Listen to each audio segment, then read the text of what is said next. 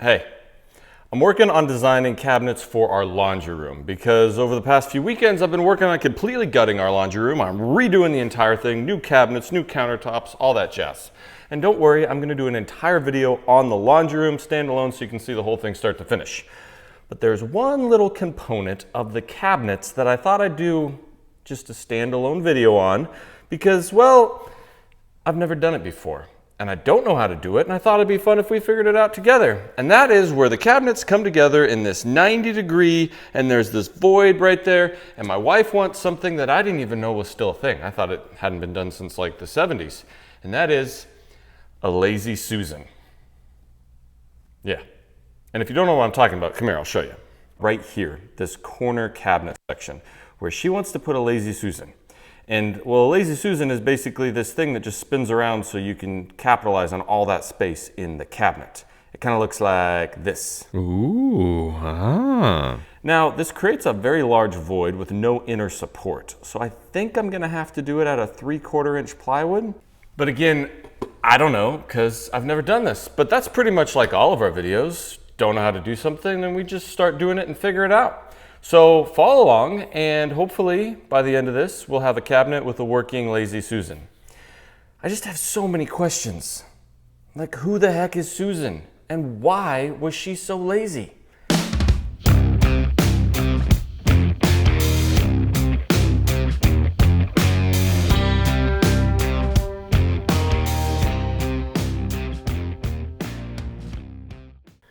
So the first thing I did to get started on this project was get on Amazon and look up Lazy Susan hardware. And I found this hamster cage Pac-Man looking apparatus. I wasn't exactly sure how it worked, but thankfully it came with instructions. I quickly, however, realized the instructions were in this weird form of measurement, mm. What the heck is that? So the instructions were going to be no good. So I tossed those aside and figured, this can't be too complicated. It's only like 4 pieces. I can figure it out. See? It's already spinning around. This isn't going to be hard at all. I think. I really don't know. So I got to work. Now I had the measurements of what my cabinet size needed to be because I designed it on the computer ahead of time. I decided to build the entire thing out of 3/4 inch pre-finished birch ply. So I very carefully and somewhat sketchily started cutting down my sheets of plywood on my table saw. Don't worry, I didn't lose any fingers in the process. Now, because this cabinet is designed to go in the corner, I decided to start with 2 giant squares that were big enough to house my Lazy Susan apparatus.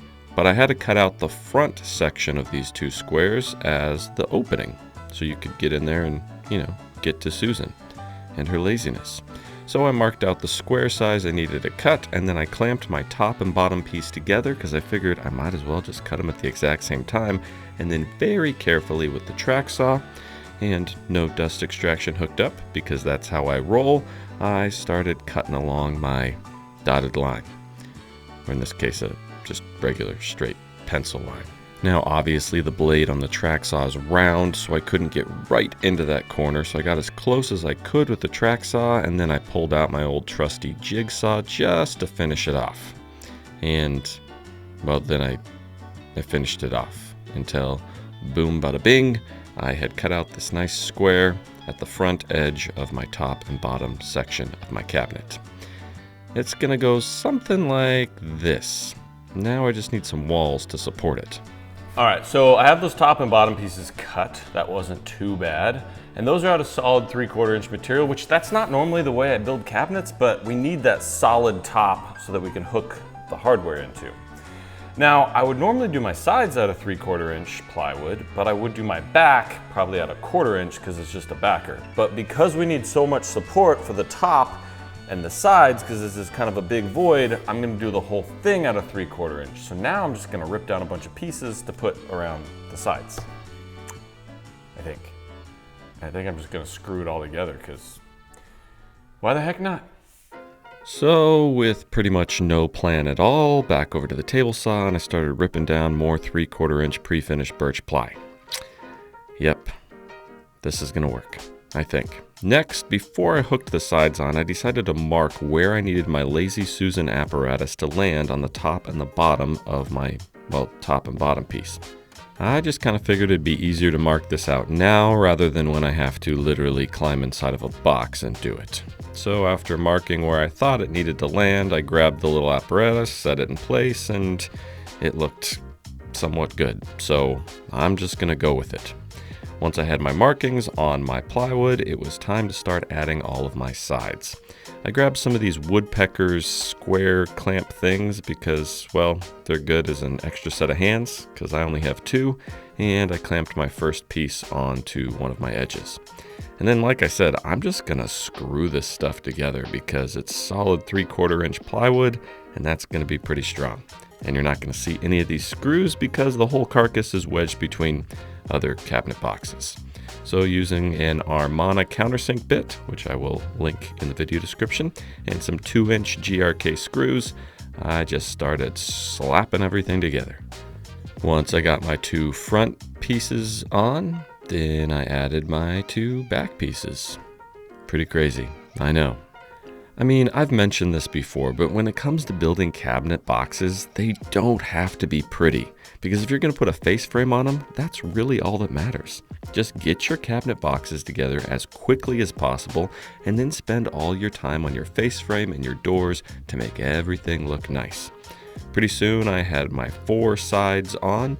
1, 2, 3, 4, yep, 4 sides.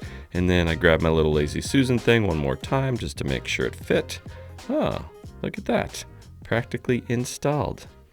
I like it. Anyways, once I made sure that was gonna somewhat work, I flipped the whole thing on end, and then I had to slide the top piece into place. Lucky for me, it fit like a glove, and it wasn't too difficult to get it all situated. Once I had it wedged in there, I put some clamps on so it wouldn't bounce around, and then using my Armana countersink bit, again, hashtag not sponsored, I just really like that bit, I countersunk some holes and added some screws, and boom.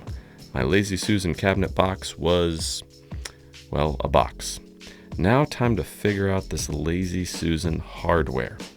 Now it came with this little bag of screws and these 2 cage things and then this center pole.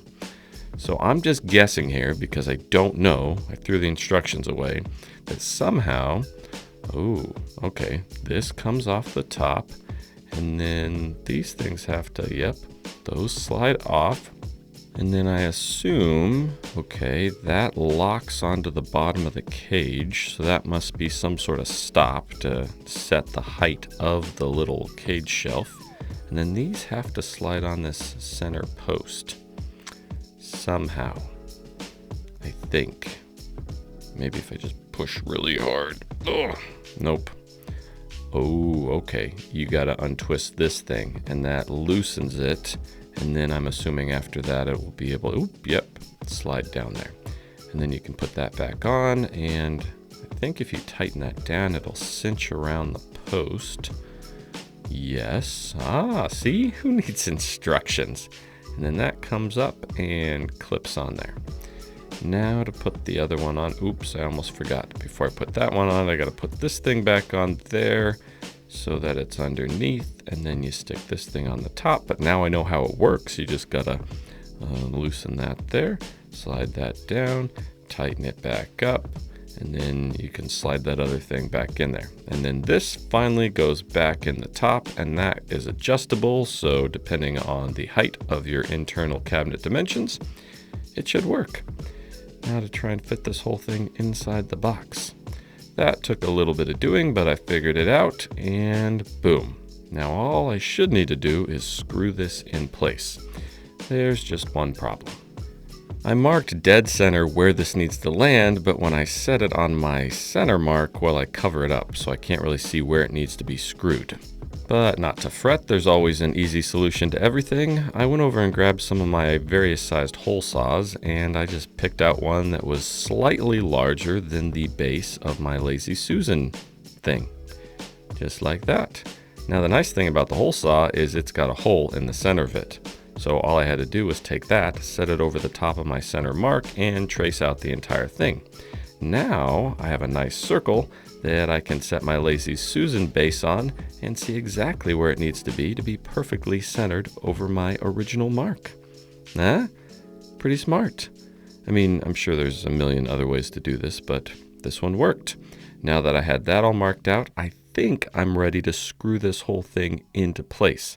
So I set my whole cage system in there, added my top piece, and then very carefully with an impact driver and the included screws, I just screwed it directly into the 3/4 inch base. This is also why I added that 3/4 inch top, so I would have a solid surface on the bottom and the top to hook this into. So, making sure it was lined up right on my pencil circle, I just added all the screws. And I think, although I have no clue, this is going to work. Next, it was time to adjust the height of my various shelves. So I unscrewed that little turny thing that kind of cinches it over the post. And then this little ring lock thing has an Allen key on the front. So I assumed you just tighten that down and that sets the overall height, and then the shelf can spin freely on top of it. But then I quickly learned that that was not accurate. There's actually these little steel rods that you stick through the post, and then that little ring locks on top of the rods. That Allen key is actually to set the tension on the self-centering stop for the shelf, which I also realized I had not set correctly because I screwed my base in wrong, so the shelves were never going to line up correctly to the opening of the cabinet. They were slightly off. So I had to fix that. So after unscrewing all the screws on my base, adjusting it slightly, now we're in business. It stops right where it should, at the mouth of the cabinet. Ooh, Lazy Susan. Well, that wasn't nearly as hard as I anticipated it being. It's actually pretty simple.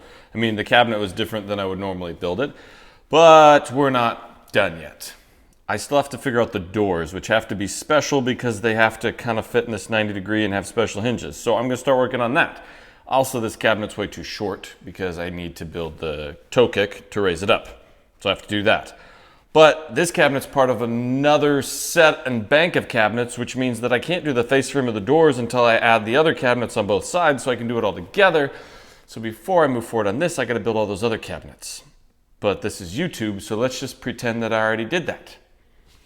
Oh, look at that. We got the cabinet installed. We got the rest of the cabinets built. Butcher blocks are on. Face frame's done. So now, the next challenging part that I don't know how to do, and that is to actually build the doors. Now, I did a lot of searching online at pictures of doors on Lazy Susans, and it seems that they're just two doors that kind of meet together in the middle here. So I think I just have to build two cabinet doors that are this size, and then we're gonna have to use some special hinges that I also found online, but we'll get to that after we get the doors built. So let's do that next. Now, I've got a lot of other videos that will show you in depth exactly how I make doors, so I'm not going to dwell on this portion of the build too much. But basically, I took my measurements off the cabinet and then I went back into the shop and I started ripping down some poplar. Because I use poplar for the face frame, it's all going to be painted, it's a laundry room, so why not? Once I ripped down the poplar to the correct width, I milled it down to the correct thickness. And then it was over to my miter saw to cut all the pieces down to the correct length. Once I had all my pieces cut to length, I went over to the table saw and I cut a nice 1-inch deep groove down the center of both of my boards that was approximately 1/4 of an inch wide.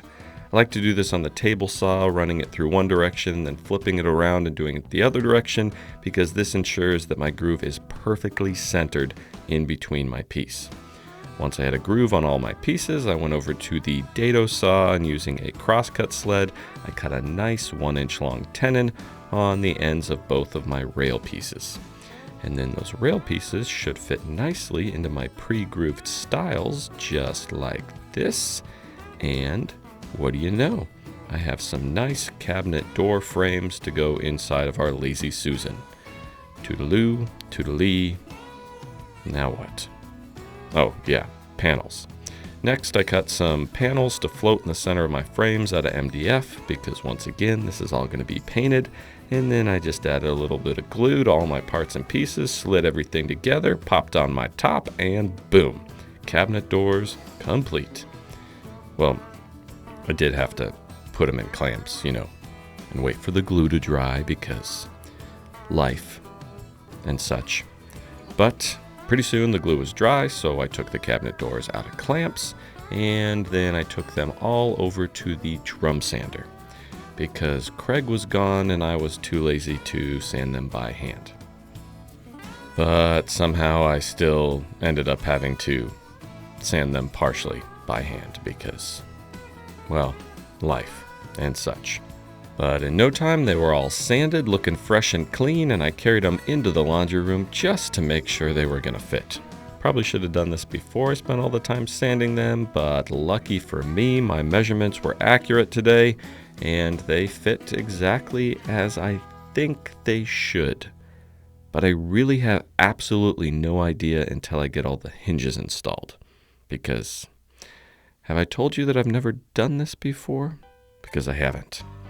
Back into the shop with my doors and time to figure out these Lazy Susan hinges I purchased on Amazon. I'll include a link in the video description, but I literally just got on Amazon and searched Lazy Susan hinges, and this is what came up. I think that the doors will go together like this, and then on the inside of the door, the hinges will be installed around the corner like such. But I'm not exactly sure the motion the hinges will allow the doors to do. So the best thing to do is just to keep moving forward and get my hinges installed. Now, I just marked them out the same way I would a normal Euro-style hinge on a single door. I had this little plastic template that I used to mark out where all my holes need to go, so I did that on the top and bottom. Then I went over to the drill press and I just drilled some holes for my inset cabinet hinges.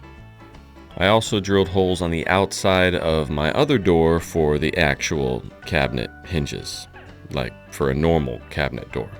But first, let's get these Lazy Susan ones installed. I started by sticking the whole part of the hinge, whatever you want to call it, into my hole, and I screwed it in place. That was the easy part. Then I kind of hung the door on the edge of my workbench and tried to line up the other hinge section. Why they didn't just do the whole kind of part on both of them so you could just stick them in holes? I don't know. Probably because of some reason that is beyond my intellectual level. But they didn't. So very carefully I marked out where I thought the hinge should land on one side, and then I just took measurements off of those markings and transferred them to the other side so that it would be nice and even. Then I drilled a few pilot holes so that I wouldn't strip out the wood with my dinky little hinge screws, and once those holes were drilled, I screwed on my hinges. Now again, I don't know what this is supposed to look like or how it's supposed to work, but it seems to me to be right as far as the pictures on the interweb, I think. So with my Lazy Susan hinges installed, then I just grabbed some normal Blum inset cabinet door hinges and I screwed those in place. Oh boy, I really hope you don't need special hinges for the door itself.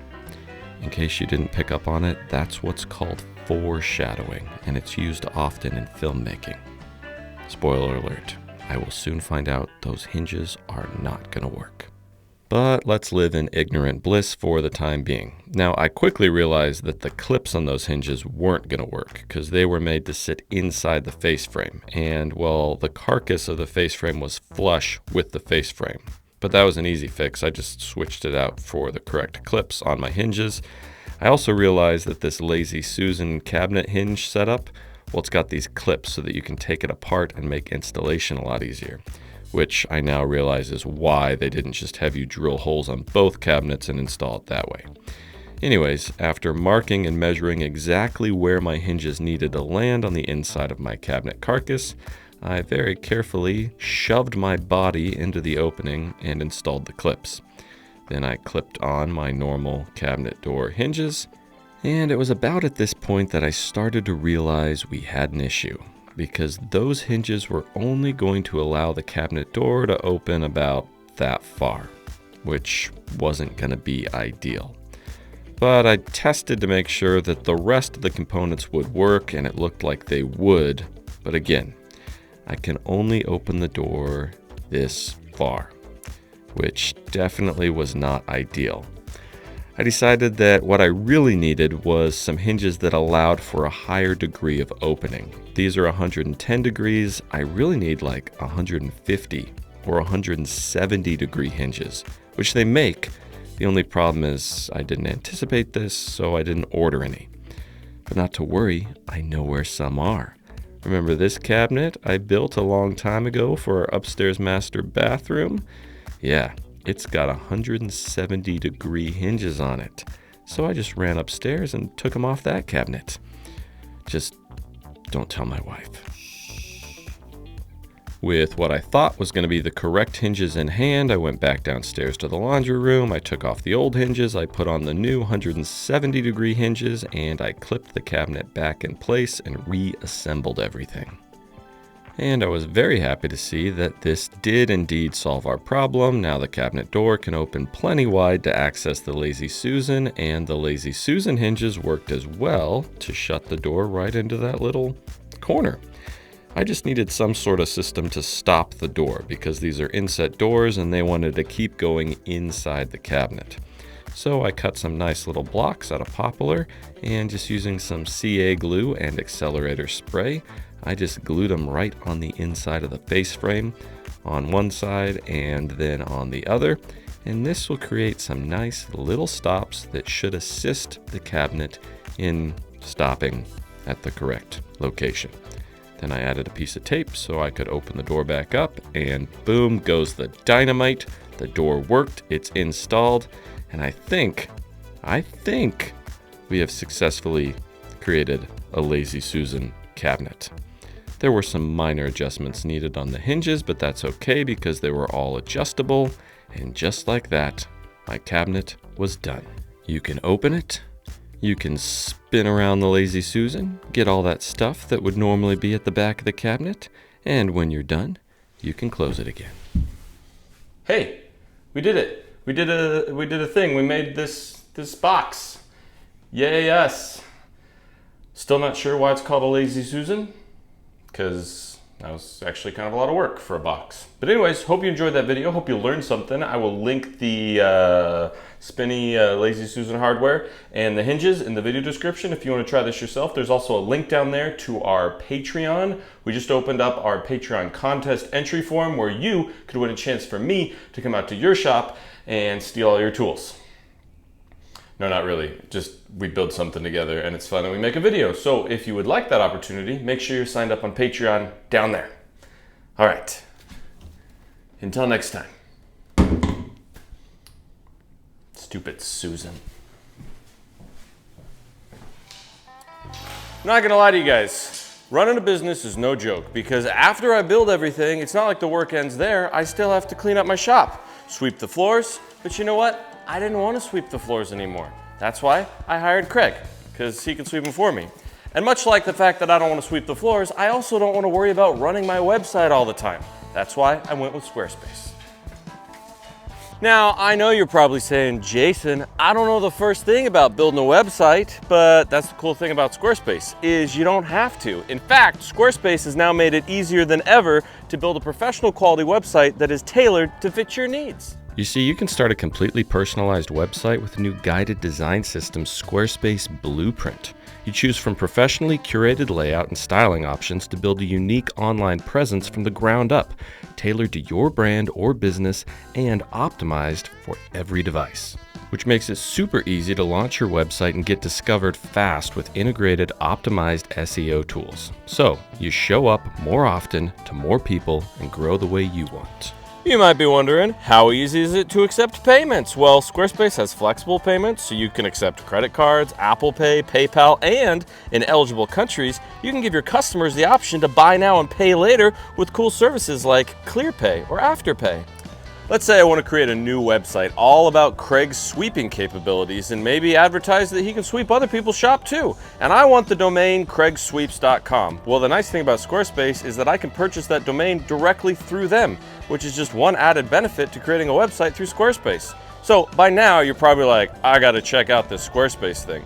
Well, what you're going to want to do is go to squarespace.com/bourbonmothwoodworking, and you're going to get 10% off your first purchase of a website or domain when you use the coupon code BourbonMothWoodworking. Or you can just click the link right down there in the video description. Believe me, you're going to want to check it out, because pretty soon, Craig can sweep your shop. I gotta get a new job.